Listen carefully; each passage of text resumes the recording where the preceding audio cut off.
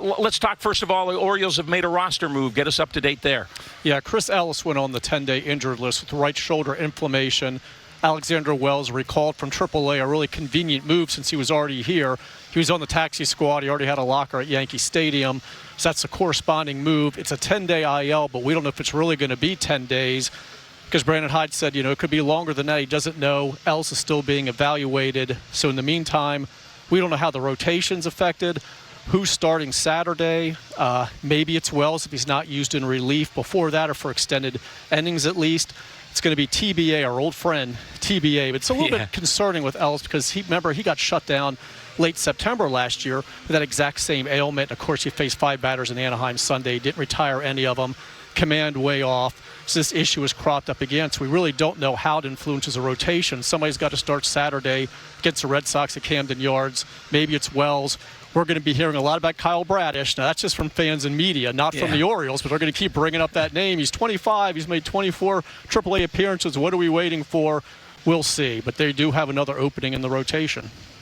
Yeah, Ellis thing was tough to watch the other day. Now, he's trying to help his team out, give him some innings, but he wasn't right, tried to pitch through it, and just couldn't do it. He could. And some people were like, well, why wouldn't you say something? I think he noticed it in the bullpen, but he also knew that they were short with relievers or guys Hyde didn't want to use, so he was trying to gut it out, so you kind of give him credit for that, but it was obvious early on that something was wrong. Any other health things going on with the club at this point? There are actually. Paul Fry, he is available tonight, but he didn't pitch in Anaheim. You may have noticed. He hasn't pitched since Wednesday.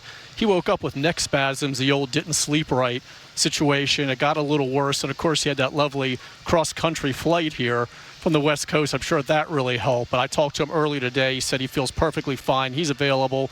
Hyde confirmed that as well, that he can be used. It is a lesson, though, Scott, whenever you question a manager. I know a lot of people do it watching a game. Why didn't so-and-so pitch? Why did he use so-and-so? But there's a lot going on behind the scenes we don't know about. None of us knew about Paul Fry's neck spasms, and certainly that's not something Hyde's going to share with the other team, let alone the media. So, because we would end up passing it on. So, we had no idea he wasn't available. He is now tonight, but that was a situation for them. And there are a couple other relievers, Brandon said tonight, he doesn't want to use. He's not going to say who, but because he's trying not to blow out arms here, especially early in the season, you got to be so careful with the pitching staff. But Paul Fry is available tonight to be used. DJ Stewart was DFA'd. Any update on that situation? Yeah, he cleared waivers, outright waivers.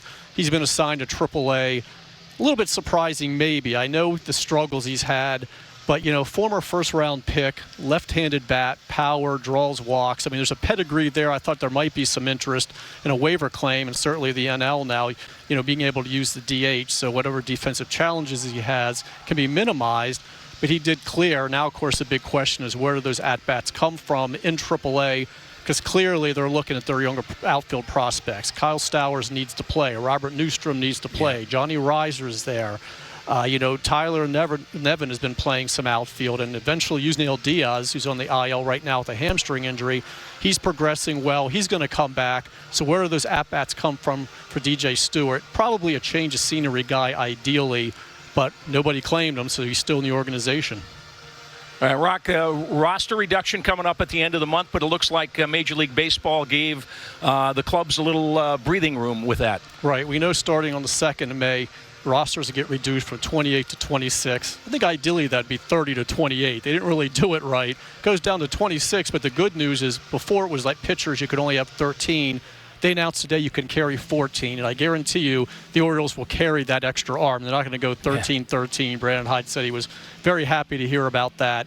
So, if you don't mind going with the 3-man bench, I don't think they do. They will carry an extra arm, and so that's really good news for them. It makes total sense in this situation throughout baseball after a short spring training, but especially for the Orioles with their situation, needing tandem guys when Tyler Wells starts, the extra long guys overall to protect the starters who are going shorter right now. So that was good news for the Orioles for sure.